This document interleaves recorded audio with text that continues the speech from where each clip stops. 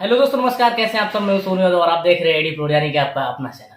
दोस्तों, आज हमारे साथ ऐसे कलाकार हैं जिनकी जितनी अभिनय की तारीफ करी जाए कम है। ये कह सकते हैं कि अभिनय की पाठशाला संजय पांडे जी। तो संजय पांडे जी से बात करते हैं। सर चलिए, सबसे पहले सर हमारे चैनल पर आपका स्वागत है sir. Thank you so much. Sir, जो फिल्म कर रहे हैं हिंदी और अवधी में कटान, क्या है फिल्म कटान? सर क्या कहेंगे इस बारे में?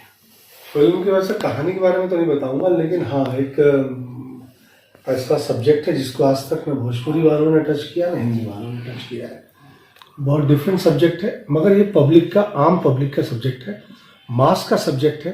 ये कोई अंतरिक्ष का सब्जेक्ट नहीं है, हम लोगों की ज़िंदगी से जुड़ा हुआ सब्जेक्ट है। वो समस्या जो इस फिल्म में उठाई गई वो हम खासकर यूपी और बिहार वालों की जनजीवन से बहुत करीब है।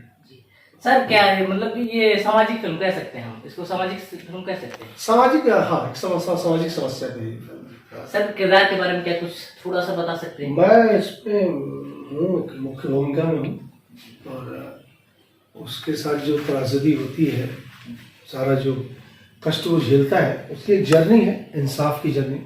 इंसाफ के लिए लड़ाई लड़ता है वो, और कोई उसके साथ नहीं है, अकेला लड़ रहा है वो। उसका परिवार है उसके साथ बस। तो वो लड़ाई है और बड़ी एंटरटेनमेंट तरीके से है, मतलब एंटरटेनमेंट है इसमें। ऐसा नहीं कि आपको बोझिल फिल्म लगेगी या ब्लैक ड्रामा है या बहुत हार्श ड्रामा है, ऐसा कुछ नहीं। बहुत प्यारी फिल्म है।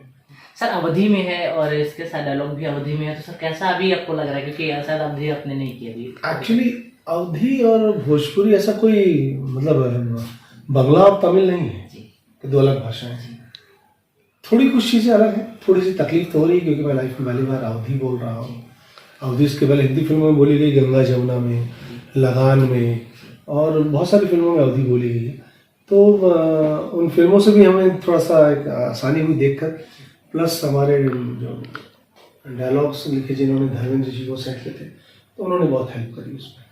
सर डायरेक्टर की बात कर रहे हैं, क्योंकि डायरेक्टर का एक फिल्म का बहुत बड़ा हिस्सा होता है, बहुत सर उनके निर्देशन में साथ आपकी कई सारी फिल्में हो चुकी है। ये भी उनके निर्देशन में 7-8 फिल्में तो कर ली मैंने अभी। उनमें इस हिंदी में और भोजपुरी से क्या अलग दिखा? ऐसा नहीं, टैलेंट तो उनमें शुरू से था। मैंने जब उनके साथ पहली फिल्म की थी रैम्बो राजा, तभी मैंने बोल दिया था कि आने वाले समय में आपके पास टाइम नहीं होगा, काम इतने बिजी रहेंगे। रैम्बो राजा, बद्रीनाथ, और अभी तो लाइन से जो दीपक किराना स्टोर और MLA दर्जी, महावर, पेपर बॉय, मतलब ये लगभग बहुत सारी फिल्मों। एक अच्छी ट्यूनिंग मेरी और धीरू यादव की बनी है। धीरू, मुझे लगता है इस पीढ़ी में, जो मैं कहता हूँ कि ये पीढ़ी बहुत टैलेंटेड है, काम जानती है अपना। तो धीरू यादव उसी पीढ़ी के हैं और बहुत फ्रेश आइडियाज़ के साथ आते हैं। क्लीशे नहीं है चीज़ें उनके पास, स्टॉक में रख के पहले से नहीं है। बहुत सारी चीज़ें बड़ी फ्रेश हैं, और हमको काम करके, और जैसे कहते हैं ना कि हमारा भी ब्लड प्यूरिफाई होता है जी। तो वो है कि धीरू जी के साथ जब मैं काम करता हूँ तो बहुत कुछ नया करने को मिलता है। वो ट्रस्ट करते हैं, और इस फिल्म के लिए तो मैं उनका शुक्रगुजार हूँ कि उन्होंने बहुत बड़ी जिम्मेदारी मुझ पर दी है, और अपने काम को बेहतर जानते हैं। हर चीज़ में उनका दखल है, म्यूजिक से लेकर सारी चीज़ों पे। मुझे लगता है बहुत भोजपुरी के लिए और हिंदी अवधि के लिए भी बहुत। सर MLA दर्जी का नाम है, हाल ही में भी रिलीज हुई है, उसको क्या कहेंगे? उसमें बहुत आपकी तारीफ हुई, लोगों ने देखा आपके किरदार को, बहुत सराहा। MLA दर्जी ने बहुत प्यार से लाइट मूड में हंसते हंसते बनाई थी फिल्म। बहुत मजे किए मैंने, मतलब मैंने उस कैरेक्टर को बहुत इंजॉय किया, क्योंकि शायद पहली बार ऐसा हुआ कि मैं किसी कैरेक्टर में गेटअप नहीं लिया। जैसा एज संजय पांडे में हूँ, वैसा ही उस फिल्म में था। मैंने कोई गेटअप को लेकर परिवर्तन नहीं किया था। मेरे को था कि मैं पंचेस से, जो लाइन्स हैं और पंचेस हैं, उससे कॉमेडी क्रिएट करूंगा, और बहुत अच्छी फिल्म बनी है वो। बहुत अच्छा लगा, बहुत अच्छी फिल्म। सर अब हिंदी तो कर रहे हैं, हिंदी ही कर रहे हैं, भोजपुरी भी कर रहे हैं आप लगातार, तो अभी कुछ कहना चाहेंगे सर भोजपुरी के लोगों को इस फिल्म को लेकर? लगता है कि भोजपुरी वालों के लिए, भोजपुरी के जो भी दर्शक हमारे हैं, उन्होंने ही मुझे बनाया है, तो उनके लिए एक सरप्राइज पैकेज है ये।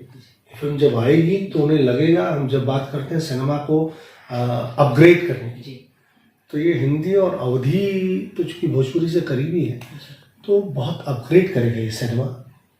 उस भाषा की फिल्म है ये, इस भाषा पे कम फिल्में बनती हैं। धीरू भाई का ये भी प्रयास अलग है कि खुद वो बिहार से हैं और उन्होंने अवधी में सिनेमा बनाया, क्योंकि अवधी में बहुत, मतलब मुझे याद नहीं कौन सी फिल्म बनी है सर बहुत कम नाम मात्र। मतलब हमारे मेरे जब से मैं इंडस्ट्री में हूँ तब से तो मुझे नहीं लगता कि कोई फिल्म ऐसी अवधि में, हो सकता मेरी जानकारी कम हो इस विषय में, मैं दावा नहीं करता हूँ, लेकिन एक बहुत अच्छा प्रयास है। मुझे लगता है कि दर्शक इस फिल्म को देखकर अपने आप को बहुत गौरवान्वित महसूस, ये कह सकते हैं कि नदिया के पार के बाद ये एक अच्छी फिल्म है। नदिया के पार अवधि में नहीं थी, नदिया के पार का बैकड्रॉप जो था वो भोजपुरी का ही था, यूपी का ही था, टोन सर टोन उन्होंने रखा था, एक्सेंट रखा था, तो उसी तरीके से, मगर सब्जेक्ट में बहुत फर्क है।